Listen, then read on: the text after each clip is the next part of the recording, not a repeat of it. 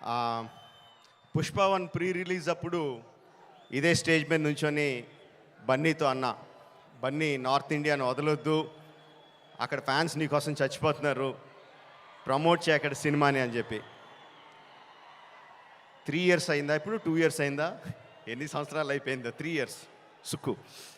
So 3 years తర్వాత పుష్ప 2కి బన్నీతో చెప్పాల్సింది ఏంటంటే ఈ సినిమాకి ఎటువంటి ప్రమోషన్ అవసరం లేదని.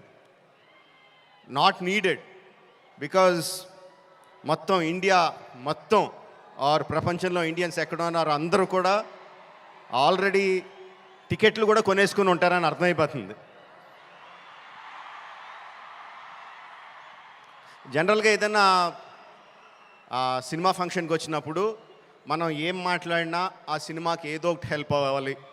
హీరో గురించి మాట్లాడినా, డైరెక్టర్ గురించి మాట్లాడినా, అందులో మనకు నచ్చిన విషయాల గురించి మాట్లాడినా, మ్యూజిక్ గురించి మాట్లాడినా, ఆ సినిమాకి ఏదో రకంగా ఎంతో కొంత హెల్ప్ అవ్వాలని చెప్పి ఏదో ఒకటి మాట్లాడుతూ ఉంటాం.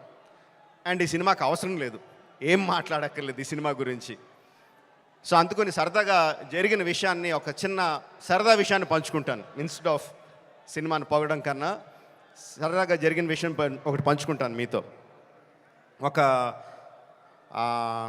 2-3 months బ్యాక్ అనుకుంటాను, ఆర్ఎఫ్సిలో పుష్ప షూటింగ్ జరుగుతూ ఉంటే నాకు కూడా చిన్న పని ఉండి అటు పక్క వెళ్తే షూటింగ్ స్పాట్కి వెళ్ళా. బన్నీ, సుక్కు ఇద్దరు ఉన్నారు అక్కడ. కొంతసేపు పిచ్చామాటి మాట్లాడిన తర్వాత సుక్కు, సార్ సినిమాలో ఒక సీన్ చూస్తారా అని అడిగాడు. ఎందుకు చూడండి సుక్కు, చూస్తానన్నా.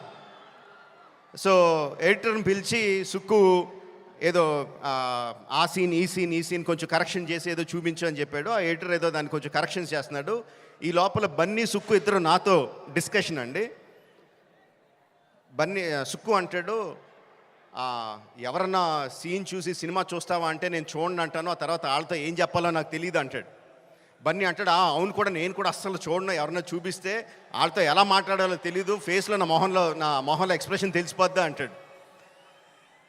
వీళ్ళిద్దరూ నా ఎదురుగుండా నాకు సీన్ చూపిస్తా, నా ఫీలింగ్స్ అన్నీ వాళ్ళిద్దరూ మాట్లాడుతుంటే దానికి నేను ఎలా రియాక్ట్ అవ్వాలో అర్థం కావట్లేదు. ఈ 10 minutes పాటు జరిగింది వీళ్ళిద్దరు డిస్కషన్. ఆ 10 minutes తర్వాత సుక్కు నాకు సీన్ చూపించాడండి. Introduction scene of Pushparaj. ఆ సీన్లో సుక్కు హార్ట్ అటాక్ తెచ్చుకోకు, నేను ఆ సీన్లో ఏం జరుగుతుందో చెప్పట్లా, ఆ సీన్ ఎంత బాగుందో చెప్తున్నాను అంతే. ఆ సీన్ చూసిన తర్వాత నేను అన్నది ఒకటే ఒక మాట, ఈ సీన్కి దేవి ఎంత మ్యూజిక్ ఇవ్వగలిగితే అంత, ఎంత స్కోప్ కావాలంటే అంత, ఏ రేంజ్కి తీసుకెళ్లాలంటే ఆ రేంజ్, అంత ఎక్సలెంట్ సీన్ చూపించాడు సుక్కు. అండ్ బన్నీ ఎరగొచ్చాడు. అది నేను జస్ట్ ఇంట్రడక్షన్ పోర్షన్ ఒకటే చూశాను.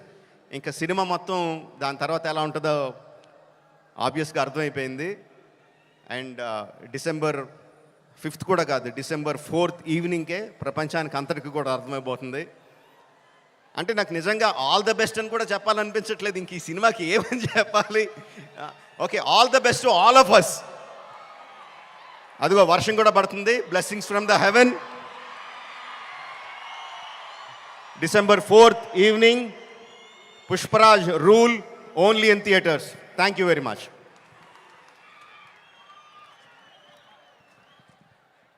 Thank you so much. Rajamouli గారిని వేదిక మీదే ఉండవలసిందిగా రిక్వెస్ట్ చేస్తూ ఉన్నాము. అండ్ ప్రొడ్యూసర్స్ మన మైత్రి మూవీ మేకర్స్ నుంచి నవీన్ ఎర్నేని గారిని, అలాగే రవిశంకర్ గారిని వేదిక మీదకి రావాల్సిందిగా రిక్వెస్ట్ చేస్తున్నాము. చెరీ గారు టు ప్లీజ్ జాయిన్.